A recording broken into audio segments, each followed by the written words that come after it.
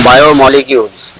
There is a wide diversity in living organisms in our biosphere. Now a question that arises in our mind is, are all living organisms made of same chemical, that is elements and compounds? You have learned in chemistry how element analysis is performed. If we perform such an analysis on the plant tissue, animal tissue or a microbial paste, we obtain a list of elements like carbon, hydrogen, oxygen and several others and their respective content per unit mass of a living tissue. If the same analysis is performed on a piece of earth crust as an example of non-living matter, we obtain a similar list. What are the difference between the two lists? In absolute terms, no such difference could be made out.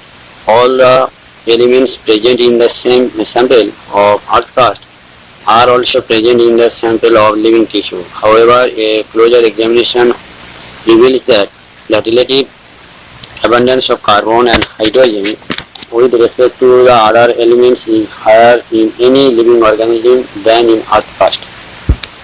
How to analyze chemical composition? We can continue asking in the same way, what type of organic compound are found in living organism? How does one go about finding the answer?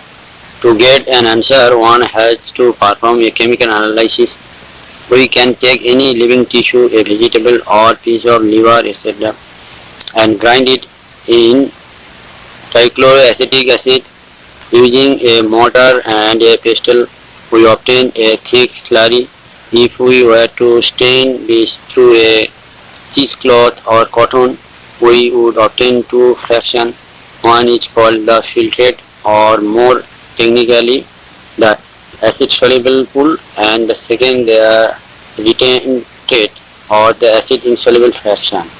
Scientists have found thousands of organic compounds in the acid soluble pool. In higher classes, you will learn about how to analyze a living tissue sample and identify a particular organic compound. It will suffice to say here that one extract the compounds, then subject the extract to various separation techniques till one has separated a compound from all other compounds. In other words, one isolate and purify a compound.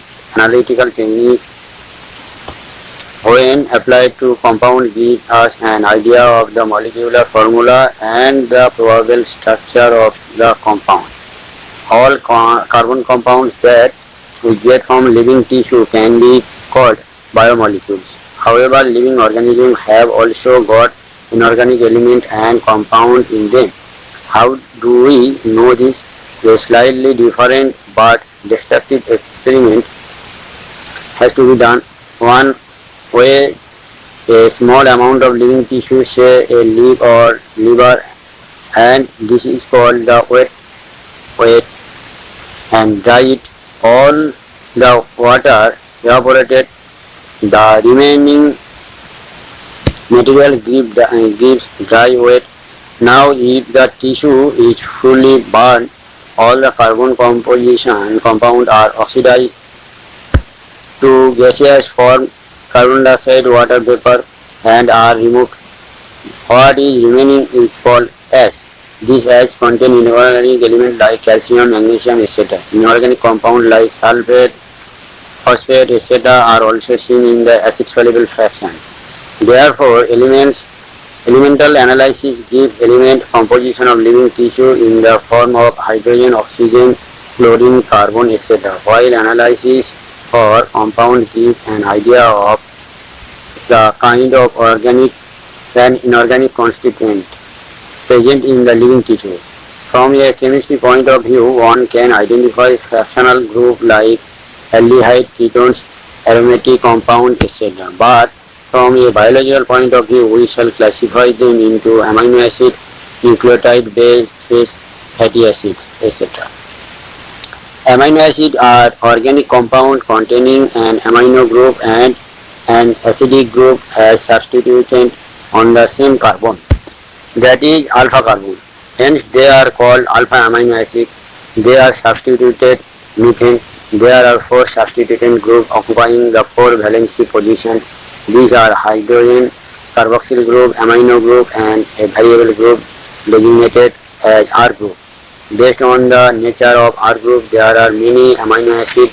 However, those which occur in proteins are only of 20 types. The R group in the proteinaceous amino acid could be a hydrogen. The amino acid is called glycine. A methyl group, alanine, hydroxyl methyl, serine, etc. 3 of 20 are shown. The chemical and physical properties of amino acid are essentially of the amino, carboxyl, and R functional group. Based on number of amino and carboxyl group, there are acidic, example glutamic acid, basic, lysine, and neutral alanine amino acids. Similarly, there are aromatic amino acid, tyrosine, phenylalanine, lanine, tryptophan. A particular property of amino acid is the ionizable nature of amino and acidic group. Hence, in solution of different pH, the structure of amino acid changes. B is called deuteronic form. Lipids are generally water insoluble. They could be simply fatty acid. A fatty acid has a carboxyl group attached to an R group. The R group could be a methyl or ethyl or higher number of CH2 group, 1 to 19 carbon.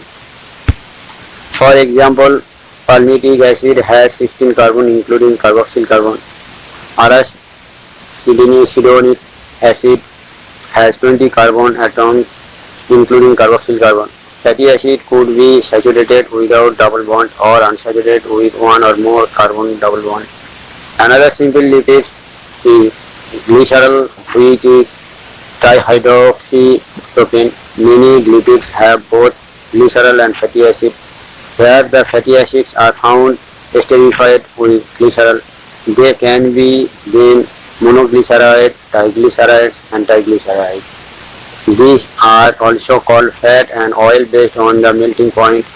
Oil have lower melting point, example gingerly oil, and hence remain as oil in winter. Can you identify a fat from the market? Some lipids have phosphorus and phosphorylated organic compounds in them. These are phospholipids. They are found in cell membrane.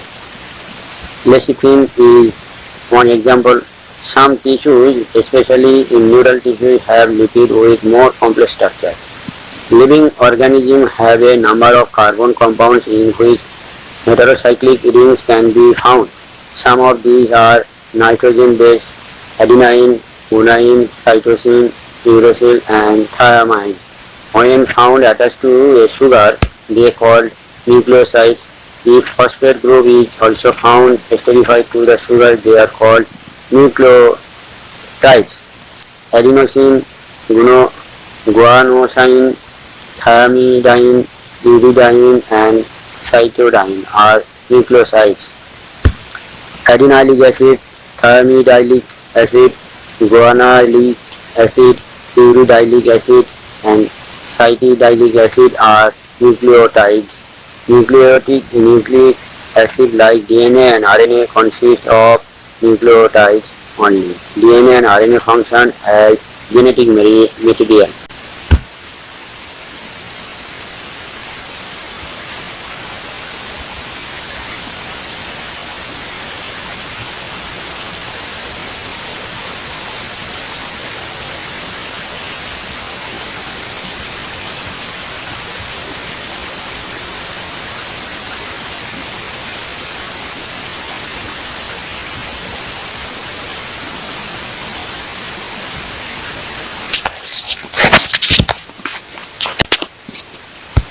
Primary and secondary metabolites.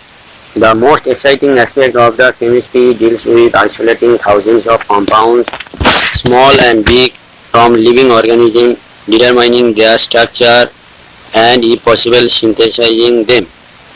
If one were to make a list of biomolecules, such a list would have thousands of organic compounds including amino acids, sugar, etc. For reasons that are given in section 9.10, we can call the biomolecules as metabolites. In animal tissues, one notices the presence of all such category of compounds shown in 9.1. These are called primary metabolites. However, when one analyzes plant, fungi and microbial cells, one would see thousands of compounds other than these called primary metabolites. Example, alkaloids, flavonoids, rubber, essential oil, antibiotics, colored pigment, scents, gum, spices. These are called secondary metabolites. While primary metabolites have identifiable function and play a known role in normal physiological processes, we do not at the moment understand the role of function of all the secondary metabolites in host organism.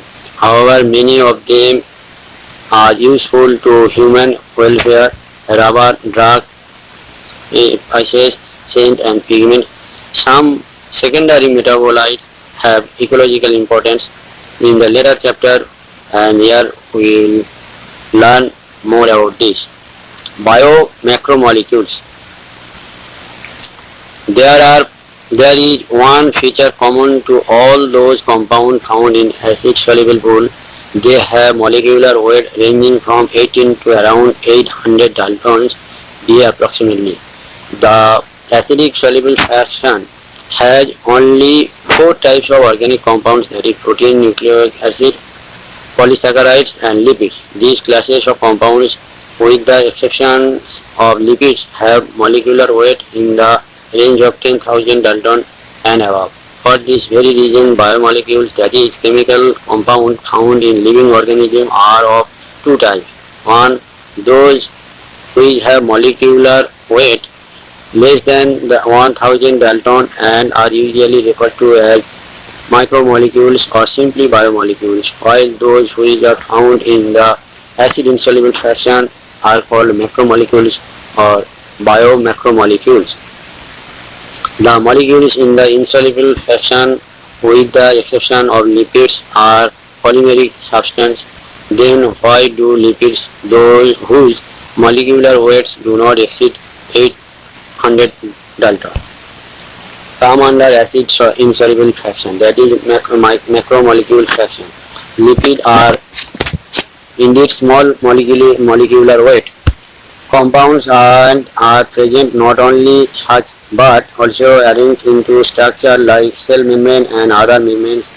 When we grind a tissue, we are disrupting the cell structure. Cell membrane and other membranes are broken into pieces and form vesicles which are not water soluble. Therefore, these membrane fragments in the form of vesicles get separated along with the acid insoluble pool and hence in the macromolecular fraction. Lipids are not strictly macromolecules.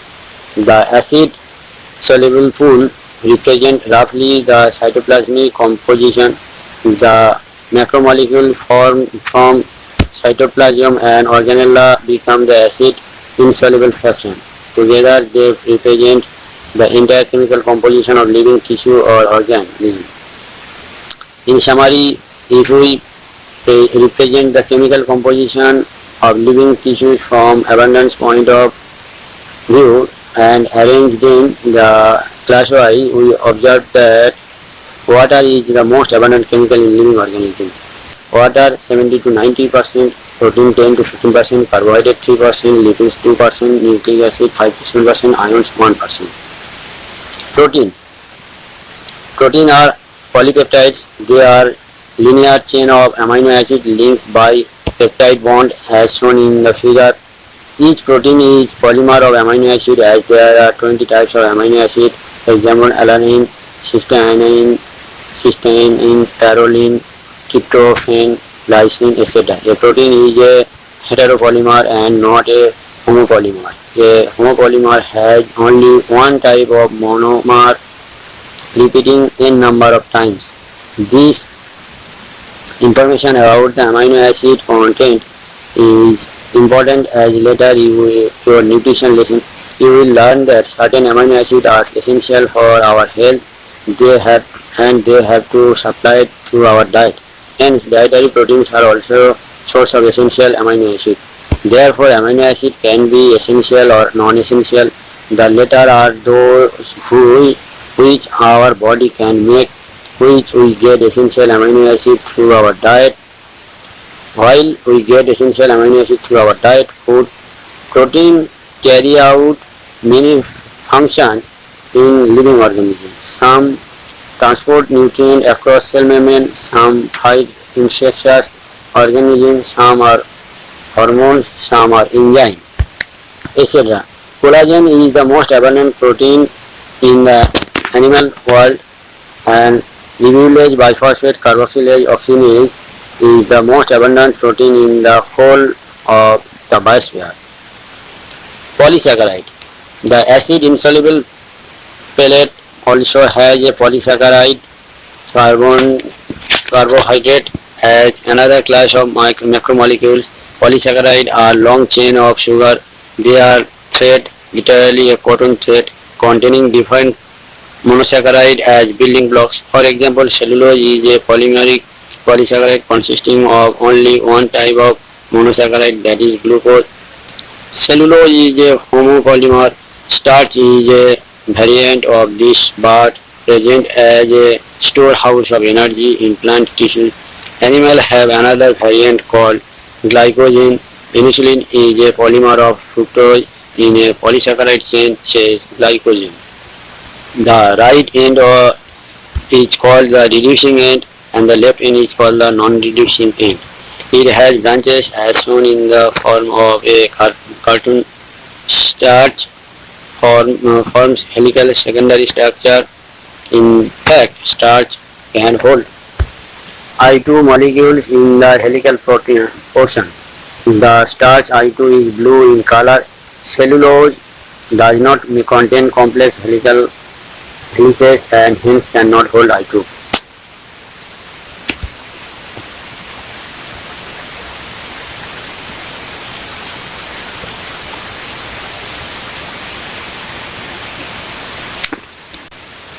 Plant cell wall are made of cellulose. Paper made from plant pulp and cotton fiber is cellulosic. There are more complex polysaccharides in nature. They have building blocks, amino sugar and chemically modified sugar. Example, glucosamine, N-acetyl, galactosamine, etc. Exoskeletal of arthropods, for example, have a complex polysaccharide called chitin. These complex polysaccharides are mostly homopolymers. Nucleic acid. The other type of macromolecules that one would find in the acid insoluble fraction of any living tissue is nucleic acid. These are polynucleosides. Together with polysaccharide and polypeptide, these comprises the true macromolecule fraction of any living tissue or cell. For nucleic acid, the building blocks is a nucleotide. A nucleotide has three chemically distinct components. One is the heterocyclic compound, the second is the monosaccharide, and third is a phosphoric acid or phosphate. As you notice in the figure 9.1, the heterocyclic compound in nucleic acid are nitrogenous based named adenine, guanine, uracil, cytosine, and thymine. Adenine, guanine are substituted uranase, while the rest are substituted polypyrimidines. The skeletal heterocyclic ring is called as purine and pyrimidine, respectively. The sugar found in polynucleotide is either ribose, a monosaccharide pentose, or 2-deoxyribose, a nucleic acid contained. Deoxyribose is called deoxyribonucleic acid DNA, while that which contain ribose is called ribonucleic acid RNA. Structure of protein. Protein, as mentioned earlier, are heteropolymer containing string of amino acid. Structure of molecules means different things in different context. In organic chemistry, the structure invariably refers to the molecular formula, example sodium chloride, magnesium chloride, etc. Organic chemistry chemist always writes a two-dimensional view of the molecules while representing the structure of the molecules, example benzene, methylene, etc. Physicists conjure up the three-dimensional view of molecular structure while biologists describe the protein structure at four level. The sequence of amino acid, that is positional information of protein in a protein, which is the first amino acid, which is second amino acid, and so on, is called primary structure of a protein. A protein is imagined as a line, the left end represented by the first amino acid and right end representing the last amino acid. The first amino acid is also called the N-terminal amino acid.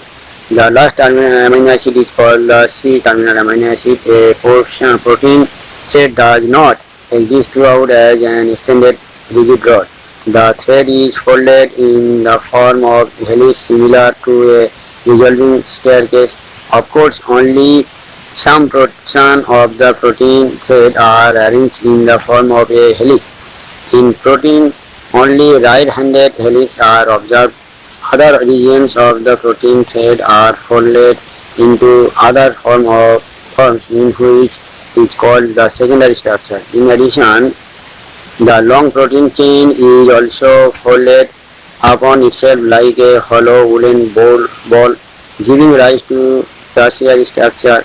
This gives us a three-dimensional view of protein. Tertiary structure is absolutely necessary for the many biological activities of protein. Some proteins are an assembly of more than one polypeptide or subunit. The manner in which these individual folded polypeptides or subunits are arranged with respect to each other, example linear string or sphere arranged one upon each other in the form of a cube or plate, etc., is the architecture of a protein, otherwise called a quaternary structure of a protein. Adult human hemoglobin consists of four subunits. Two of these are identical to each other, hence two subunits alpha type and two subunits of beta type together constitute the human hemoglobin. Nature of bond linking monomers in a polymer.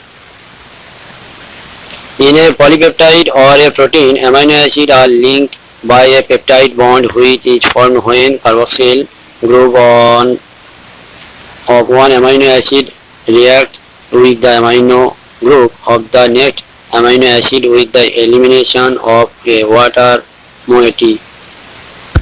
The process called dehydration.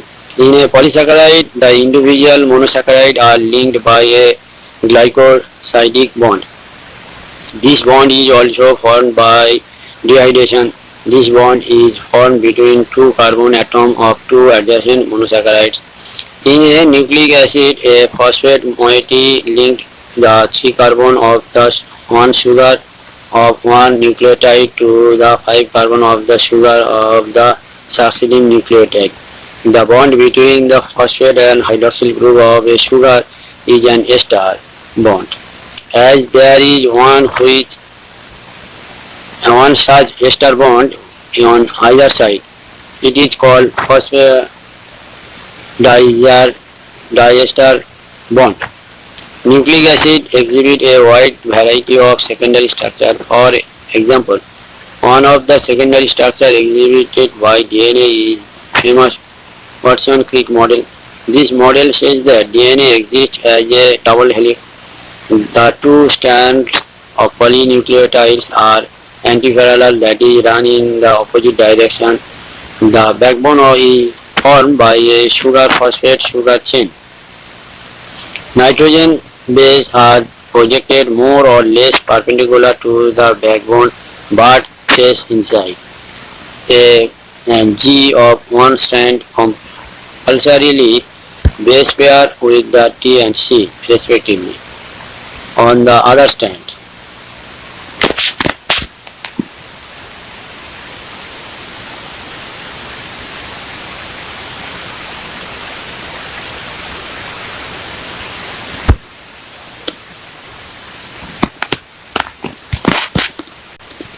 there are two hydrogen bonds between A and T and three hydrogen bonds between G and C. Each strand appears like a helical staircase. Each step of ascent is represented by a pair of bases. At each step of ascent, the strand turns 36 degree. One full turn of helical strand would involve a 10 step or 10 base pair. Attempt drawing a line diagram.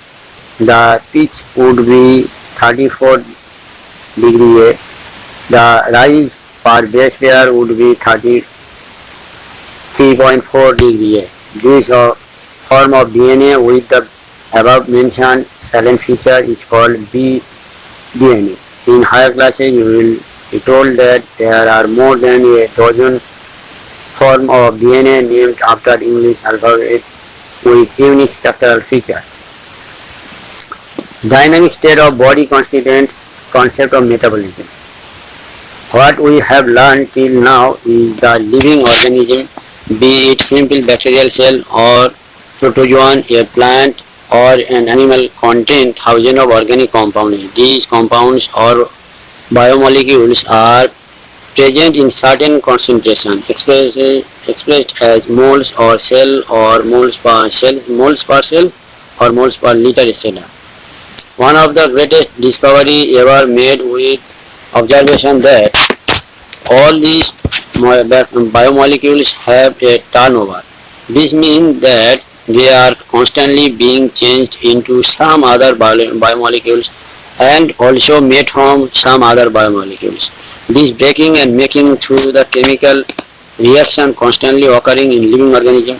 Together all these chemical reactions are called metabolism. Each of the metabolism reactions result in the transformation of biomolecules. A few examples of such metabolic transformation are removal of carbon dioxide from amino acid, making an amino acid into an amine, removal of amino group in a nucleotide base, hydrolysis of a glycosidic bond in a disaccharide, etc. We can list 10 and thousands of such examples. Majority of these metabolic reactions do not occur in an isolation but are always linked to some other reaction. In other words, metabolites are converted into each other in a series of linked reactions called metabolic pathway. These metabolic pathways are similar to the automobile traffic in a city. These pathways are either linear or circular. These pathways crisscross each other, that is, there are traffic junction. Flow of metabolites through metabolic pathway has a definite rate and direction like automobile traffic. These metabolites flows is called the dynamic state of body constituent. What is important most is that this interlinked metabolic traffic is very smooth and without a single reported mishap for healthy condition. Another feature of this metabolic reaction is that every chemical reaction is a catalyzed reaction. There is no uncatalyzed metabolic conversion in the living system. Even carbon dioxide dissolving in water, a physical process, is a catalyzed reaction in living system. The catalyst which hastens the rate of given metabolic conversion are also protein. These proteins with catalytic power are named enzyme. Metabolic basis for living. Metabolic pathway can lead to a more complex structure from a simpler structure. For example, acetic acid become cholesterol, or lead to a simpler structure from a complex structure. For example, glucose become lactic acid in our skeletal muscle. The former cases are called biosynthetic pathway or anabolic pathway. The latter constitute degradation and hence called the catabolic pathway. Anabolic pathway as expected, consume energy. Assembly of a protein from amino acid requires energy inputs. On the other hand, catabolic pathway leads to the release of energy. For example, when glucose is degraded to lactic acid in our skeletal muscle, energy is liberated. This metabolic pathway from glucose to lactic acid, which occurs in 10 metabolic states, is called glycolysis. Living organisms have learned to trap this energy liberated during degradation and store it in the form of chemical bond. As and when needed, this bond energy is utilized for biosynthetic, osmotic, and mechanical work that we perform. The most important form of energy currency in living system is the bond energy in a chemical called adenosine triphosphate (ATP). How do living organisms derive their energy? What strategies have they evolved? How do they store this energy and in what form? How do they convert this energy into work? You will study and understand all these sub-discipline called bioenergetic later in your higher classes. The living state. At this level, you must understand that the tens and thousands of chemical compounds in living organisms, otherwise called metabolites or biomolecules, are present at concentration characteristic of each of them. For example, blood concentration of glucose in a normal healthy individual is 4.2 millimole per liter to 6.1 millimole per liter, while that of hormones would be nanograms per milliliter. The most important fact of biological system is that all living organisms exist in a steady state characterized by concentration of each of these biomolecules. These biomolecules are in a metabolic flux. Any chemical or physical process moves simultaneously and spontaneously to equilibrium. This steady state is a non-equilibrium state. One should remember from physics that systems at equilibrium cannot perform work. As living organisms work continuously, they cannot afford to reach equilibrium. Hence, the living state is a non-equilibrium steady state to be able to perform work. Living process is a constant effort to prevent falling into equilibrium. This is achieved by energy input. Metabolism provides a mechanism for production of energy, hence the living state and metabolism are synonymous. Without metabolism, there cannot be a living state. Enzyme. Almost all enzymes are protein. There are some nucleic acid that behave like enzyme. These are called ribozyme. One can depict an enzyme by a line diagram. An enzyme, like any protein, has a primary structure, that is amino acid sequence of proteins, and enzyme, like any protein, has the secondary and tertiary structure. When you look at a tertiary structure, you will notice that the backbone of the protein chain folds upon itself. The chain crisscrosses itself, and hence many crevices or pockets are made. One such pocket is the active site. An active site of an enzyme is a crevice or pocket into which the substrate fits. Thus, enzymes through their active site catalyze reaction at a high rate. Enzyme catalysts differ from inorganic catalysts in many ways, but one major difference needs mention. Inorganic catalysts work efficiently at high temperature and high pressure, while enzymes get damaged at high temperature, say above 40 degrees centigrade. However, enzymes isolate from organisms who normally live under extreme high temperature. Example, hot vent and sulfur spring. are stable and retain their catalytic power even at high temperature up to 80 to 90 degrees centigrade. Thermal stability is thus an important quality of such enzyme isolated from thermophilic organism. Chemical reaction. How do we understand this enzyme? Let us first understand a chemical reaction. Chemical compounds undergo two types of changes. A physical change is simply referred to a change in shapes without breaking of bonds.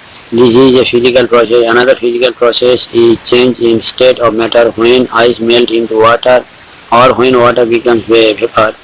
These are also physical process. However, when bonds are broken and new bonds are formed during transformation, this will be called a chemical reaction. For example, barium hydroxide plus sulfuric acid form barium sulfate and two molecules of water.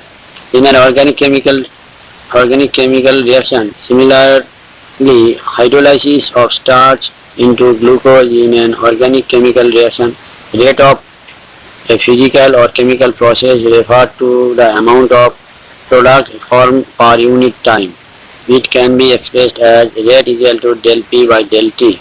The rate can also be called velocity if the direction is specified.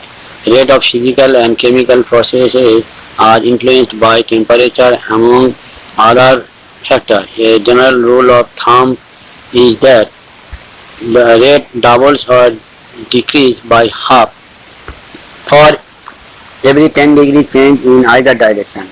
Catalyzed reaction process at rate vastly higher than that of uncatalyzed one. When enzyme catalyzed reaction are observed, the rate would be vastly higher than the same but uncatalyzed reaction. For example, carbon dioxide plus water, carbonic anhydrase become carbonic acid.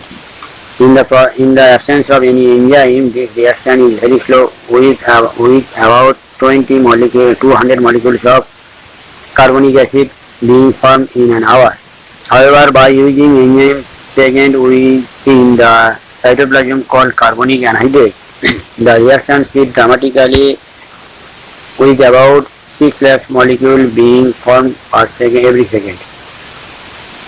The enzyme has accelerated the reaction rate by about 10 million times. The power of enzyme is incredible indeed. There are thousands of types of enzyme, each catalyzing a unique chemical or metabolic reaction. A multi-step chemical reaction when each of the steps is catalyzed by the same enzyme complex or defined enzyme is called metabolic pathway. For example, glucose to 2-pyruvic acid, glucose with oxygen, 2-pyruvic acid and 2 molecules of water is actually a metabolic pathway in which glucose becomes pyruvic acid through 10 defined enzyme catalyzed metabolic reaction.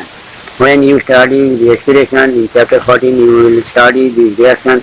At this stage, you should know that every metabolic pathway with one or two additional reactions give rise to a variety of metabolic end product in our skeletal muscle. Under anaerobic condition, lactic acid is formed. Under normal aerobic condition, pyruvic acid is formed. In yeast, during fermentation, the same pathway leads to production of ethanol, alcohol.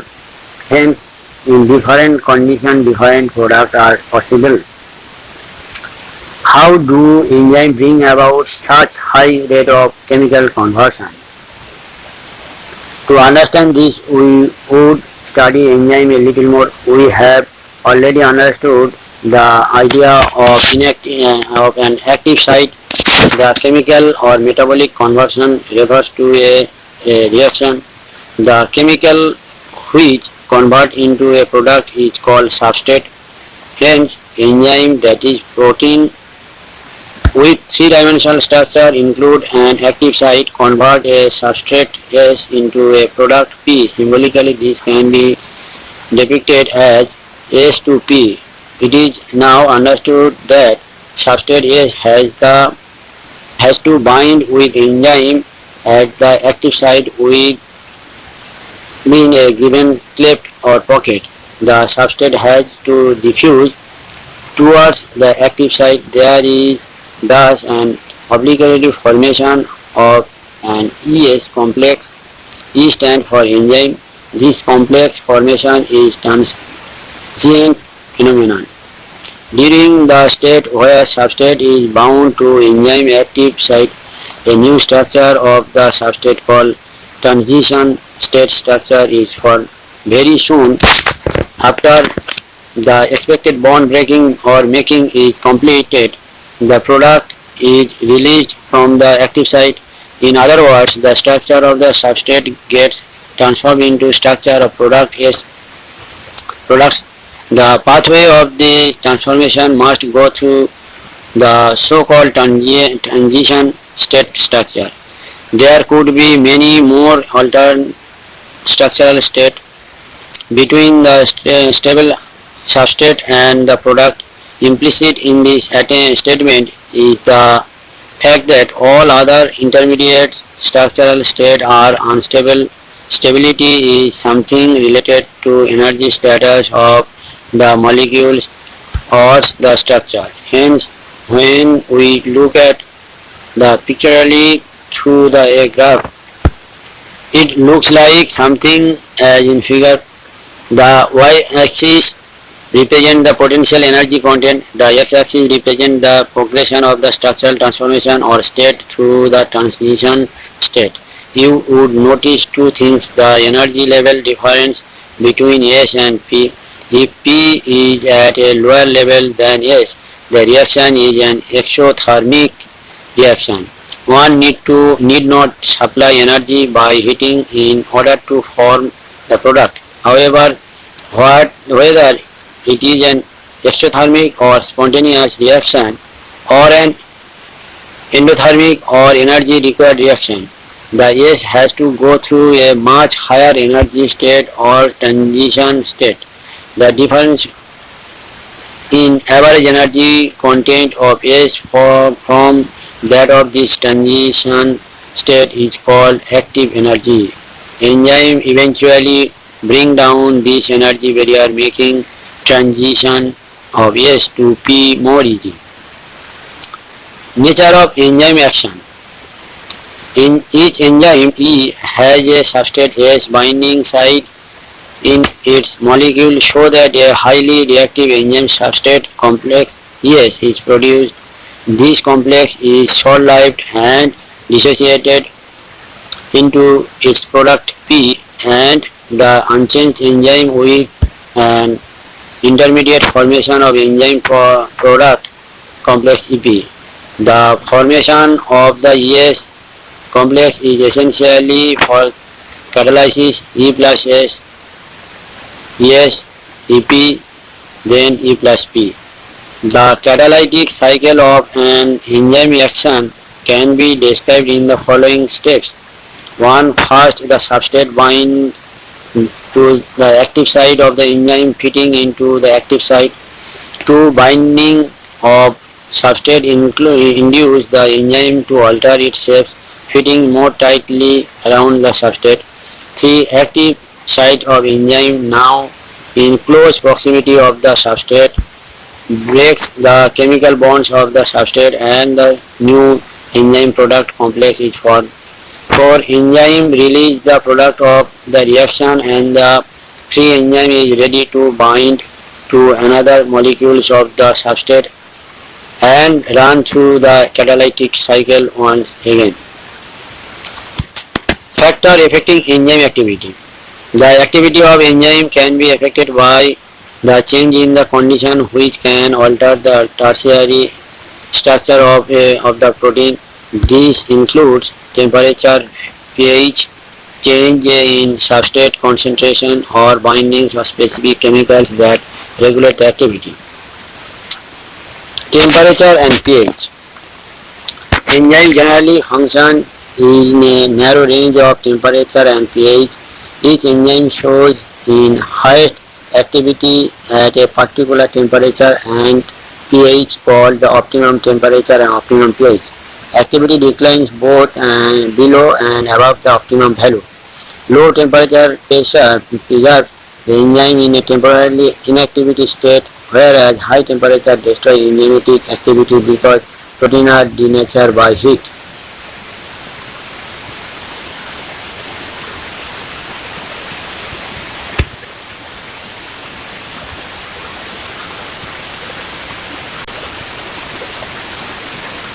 Concentration of substrate. With the increase in substrate concentration, the velocity of enzymatic reaction rises at first. The reaction ultimately reaches a maximum velocity Vmax, which is not exceeded by any further rise in concentration of the substrate. This is because the enzyme molecules are fewer than the substrate molecules, and after saturation of these molecules, there is no free enzyme molecules to bind with the additional substrate molecules. The activity of enzyme is also sensitive to the presence of specific chemical that binds to the enzyme. When binding of the chemical shut down enzyme activity, the process is inhibition and the chemical is called inhibitor.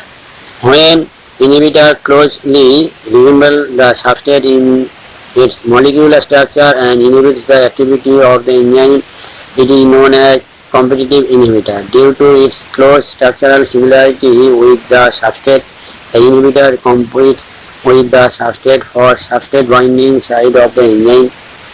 Consequently, the substrate cannot bind, and as a result, the enzyme action declines.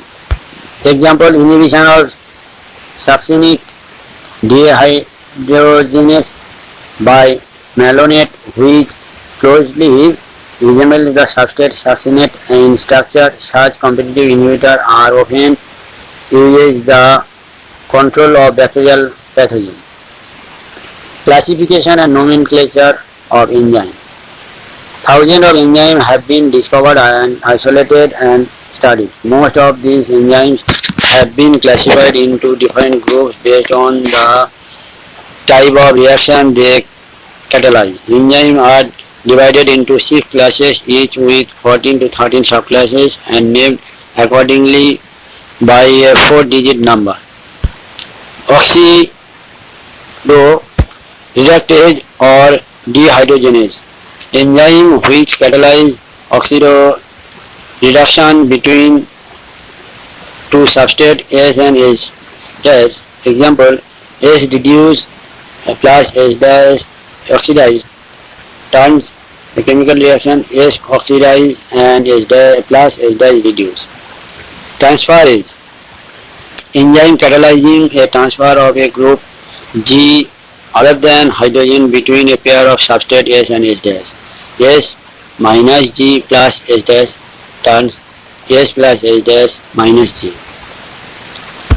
Hydrolysis. Enzyme catalyzing hydrolysis of ester, either peptide, glycosidic, C halide or PN bonds. Lysis.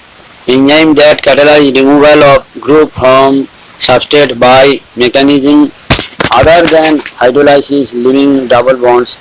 X CY turns X Y plus X minus Y plus C double bond C. Isomerase include all enzyme catalyzing interconversion of optical, geometric or positional isomer. Ligase. Enzyme catalyzing the linking together of two compounds. Example: enzyme which catalyze joining of CO, CS, CN, PO, etc. bond. Cofactor. Enzymes are composed of one or several polypeptide chains. However, there are a number of cases in which non-protein constituents called cofactors are bound to the enzyme to make the enzyme catalytically active. In this instance, the protein portion of the enzyme is called the apoenzyme. There are 3 kinds of cofactor may be identified: prosthetic group, coenzyme and metalline. Prosthetic group are organic compounds and are distinguished from other cofactors in that they are tightly bound to apoenzyme. For example, in peroxidase and catalase, which catalyze the breakdown of hydrogen peroxide to water and oxygen. Heme is the prosthetic group and it is a part of the active site of the enzyme. Coenzymes are also organic compounds, but their association with the apoenzyme is only transient, usually occurring during the course of catalysis. Furthermore, coenzyme serves as cofactor in a number of different enzyme catalyzed reactions. The essential chemical component of many coenzymes are vitamins. Example: coenzyme nicotinamide adenine dinucleotide NAD and NADP contain the vitamin niacin. A number of enzymes require metal ions for their activity, which form coordinated bonds with side chain at the active site and at the same time form one or more coordination bond with the substrate. Example: zinc is a cofactor for proteolytic enzyme carboxypeptidase. Catalytic activity is lost when cofactor is removed from the enzyme, which testified that they play a crucial role in the catalytic activity of the enzyme.